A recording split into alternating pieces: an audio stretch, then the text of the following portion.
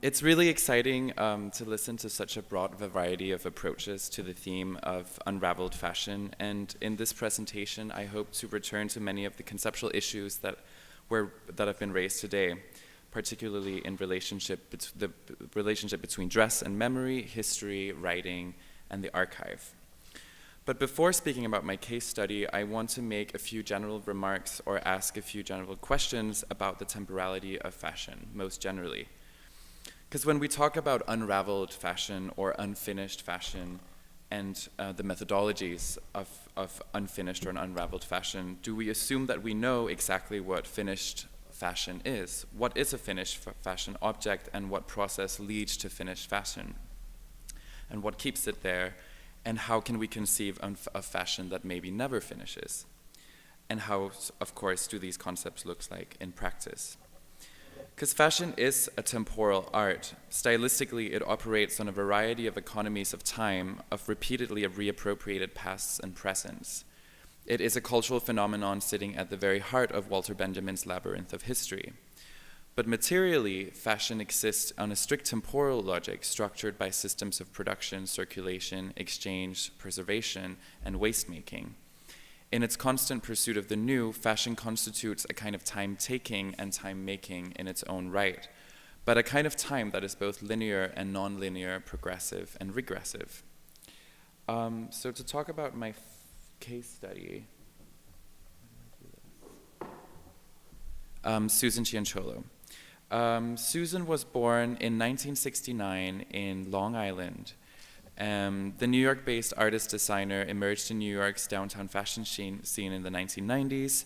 She graduated from Parsons in 1992 with a degree in fashion design, and she would afterwards go on to work as an illustrator and designer across the city's fashion and nightlife scene, finally launching her own label in 1995 with the help of her roommate and studio partner, artist Rita Ackerman.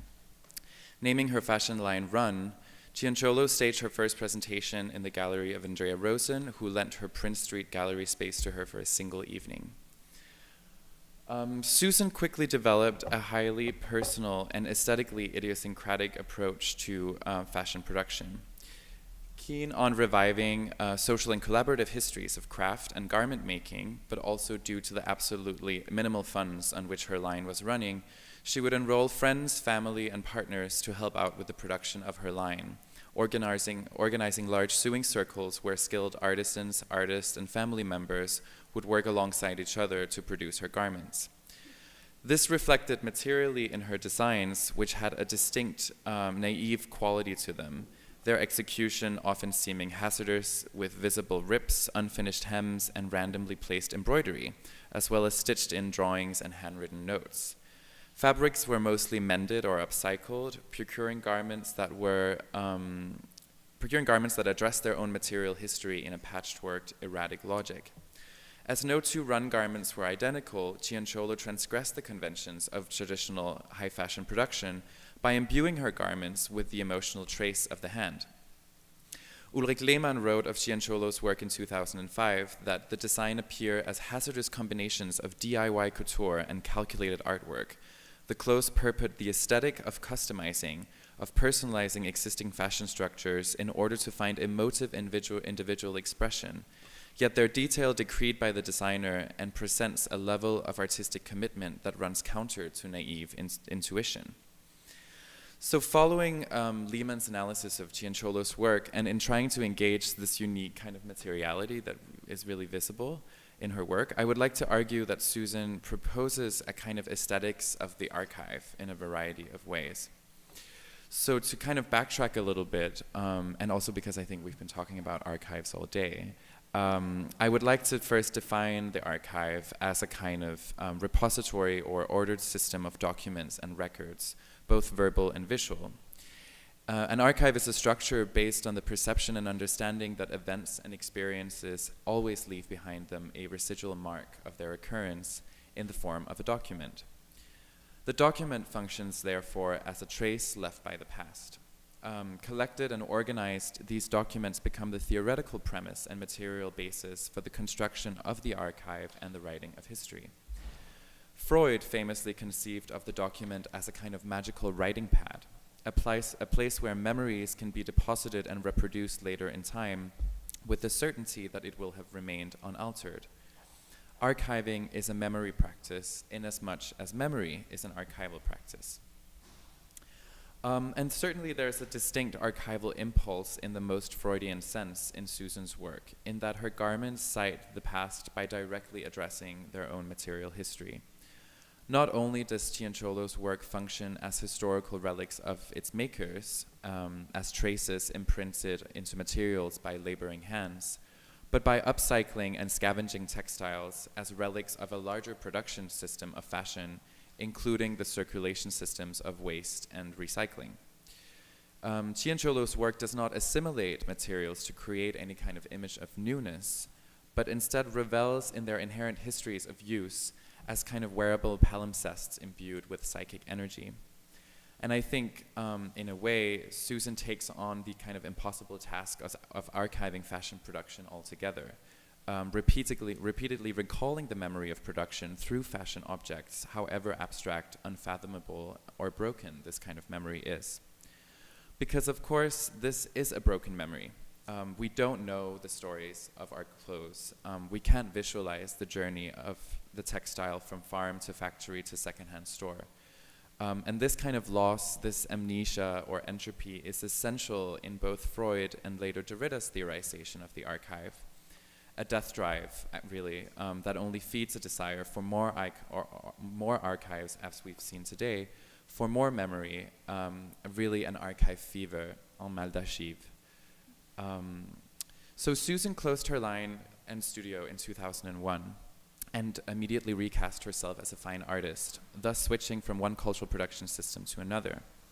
Interestingly, in her practice, she's continuously revisited her fashion archive, consisting of garments, lookbooks, sketches, and photo collages for exhibitionary contexts, and it is this that I will focus on for the rest of my for my presentation, sorry. That will also involve a slight methodological switch to art history, please forgive me, mainly because archives take such a different presence in contemporary art theory.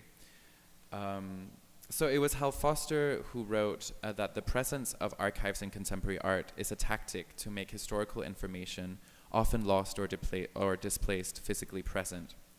He elaborates that archives in art are not databases for studies, like traditional archives, such as fashion archives, but that they are recalcitrant material, fragmentary rather than fungible, and as such they call out for human interpretation, not mechanic reprocessing. Concerned less with absolute origins than with obscure traces, archival art is often drawn to unfulfilled beginnings or incomplete projects, in art and in history alike, that might offer new points of departure for the materials. Archiving through effective association, Charles Merriweather has discussed, functions as a kind of idiosyncratic memory making, however partial or provisional, and constitutes a gesture of alternative knowledge or counter-memory, which can harbor the possibility of an unexpected utopian dimension. And I think the history of utopian dress might be something that would be really interesting in discussing in this context. But as Merriweather also argues, presenting historical documents in a seemingly personal or idiosyncratic fashion only underscores the nature of all archival material as found yet constructed, factual yet fictive, public yet private. All archives possess a trace of the hand and the idiosyncrasies of subjective memory and association, but some strive to erase this aesthetic, while others celebrate it. Cianciolo's archival strategy is indeed idiosyncratic, very associative, and highly unpredictable. And it's interesting because she only engages one archive, which is her own. Since 2015, Cianciolo has included her archive into her fine art practice, effectively distributing it into small clusters, such as boxes, which we see here, books, tapestries, or wall-based collages. And this is the inside of her boxes that are actually, when you buy them, you're meant to use them and take them out, almost like a treasure box. Focusing on material remnants and in-between documents from her fashion business as much as from her personal life, you encounter in her work photographs, newspaper cutouts, pieces of fabric, music tapes, dolls, handwritten notes, old costume history books plastered with images and sketches, clustered together and ordered by no real legible system, but always in beautiful ways. At first sight, some of her pieces seem most of all like private photo albums or a child's treasure box, but they are very labored and indeed aestheticized constellations, at times even environments that ultimately serve an exhibitionary purpose. So why archive, and why this memory practice for a fashion designer? As I mentioned earlier, archives have long been theorized as a way to retain access to memory and to history. As Meerweather writes, elaborating on Freud, this form of writing through materials can serve as a way to stave off forgetfulness and the passage of time, even temporality itself. And there's a really direct and quite apt connection to Susan's practice here, in that Susan actually suffers from partial memory loss, permanent memory loss, following a serious accident in the mid-2000s, which made it hard for her to recall old memories as well as generate new ones. But working with her as a curator, it was really a joy to see how these materials, from images to garments, serve as a kind of, like quite literally, as material memory prompters, enabling her to precisely place them in time and space in relationship to each other. During the install of our exhibition, we brought up a large box of old run garments, many unlabeled, and within seconds she was able to classify each according to year. And there's a picture of the garments here. Echoing Freud, Susan has explained to me how she has learned to rely on archives to build new memories and to make new work, and finds a comfort and regenerative energy in repetition, such as restaging old installations or performances. But as much as this story is quaint for a theory of the archive, I'm also cautious about setting up such a causal relationship, and I actually really want to propose how Susan radically challenges the normative idea of archiving fashion. And this happens mostly through her absolutely unstatic, irreverent, and uncalculable methodology. Working with her in her archive, housed and cared for by her gallerist, I learned how the materials of her archive, from clothes to miscellaneous materials, constantly figure in an internal process of recalibration and reordering, only assuming a static form if they are sold, for example, as her boxes or her tapestries. So here, archival materials such as fabrics, garments, drawings, notes, and images might find new life as components of an art installation, or as new garments, just to be broken up once more in the future. Naturally, this causes quite a bit of logistical stress for both gallerists and for curators. And for example, a few days before the install of my exhibition, Fashion Workers at the Hessel Museum, I got a call from Susan's gallerist apologizing that the 5 scrapbooks that I had reserved for my vitrines were no longer available, because Susan had incorporated them into one of her new libraries installations. So I ended up getting another set of books that were just as amazing, but some that I had never seen before, but she had sort of pulled out from under her bed. But really incredibly, this also extends to the archive of her fashion proper, of her run collection. While Cianciolo's pieces have been acquired and systematically archived and preserved by museums, including this one, her own archive is a moving entity that constantly reinterprets and renegotiates the past and future of her garments as they are deconstructed and reassembled, copied, and worked on further several decades later after their initial presentation. So while the temporality of the run collection, counted as run 1, run 2, run 3, etc., might allude to sort of modernity's rapacious emphasis on progress, run is actually running in circles, bridging connections across space and time from the 90s to the 2000s, from fashion shows to art installations.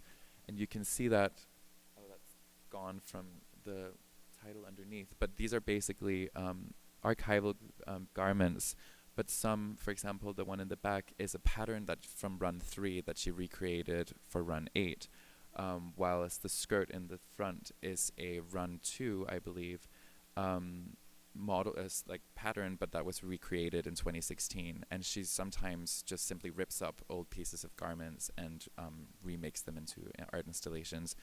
And the way that she then nominates or sort of classifies objects historically is really interesting and sort of changes all the time. So what we're looking at here is certainly not a practice that furthers the conventional temporality of archives, which systematizes the past, as well as fashion, which emphasizes newness. Rather, it's a persistent undoing of them. Susan Cianciolo's archival practice works against the archive by constantly deconstructing it, while at the same time being wholeheartedly devoted to it. Almost all of her work cites and juxtaposes stuff from her past. And this poses, I would argue, a radical challenge to and critique of art museological and fashion institutional archiving practices alike, in that it challenges us in how we remember fashion as individuals, institutions, and industries.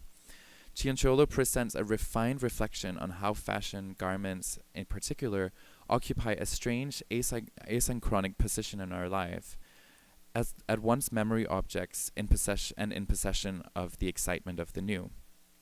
Cianciolo's archival practice excels because it doesn't dictate a given structural order of how to inscribe, order, or recall history, but rather exposes how memory is a concept that excels temporal or historical modalities dominated by the present or by the past, of memories fixed in time. And this resonates with Derrida, who in his discussion of Freud located exactly this deconstructive practice at the heart of all archives.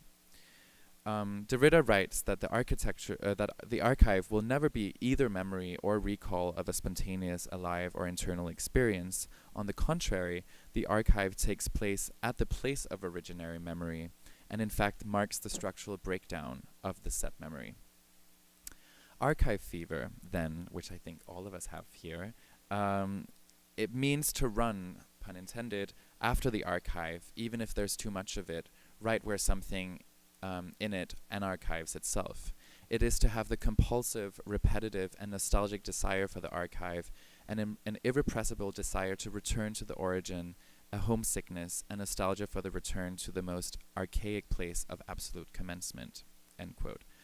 But as Dragan Judunšik has elaborated, assembled archives demarcates itself against any authentic moment of archivization of itself. It is an impossible archive, which only begins or comes too late, but never is as such. So to summarize, I've tried to show how Susan's archival practice challenges the idea of fixed archival documents, and this includes the notion of a finished fashion item locked and affixed to a particular fashion temporality. Rather, archives unfold as entities which has layers and layers and layers of meaning in the past as well as in the present, grounded in a material objects as much as in the mind. And to finish, I just wanted to end with a quote by Jean-François Lyotard, that I found yesterday, and which I think might resonate really nicely with all of today's presentations. It's from his 1990 book, Heidegger and the Jews, that writing becomes the memory that never forgets that there is the forgotten, and never stops writing its failure to remember and to fashion itself according to memory. Thank you.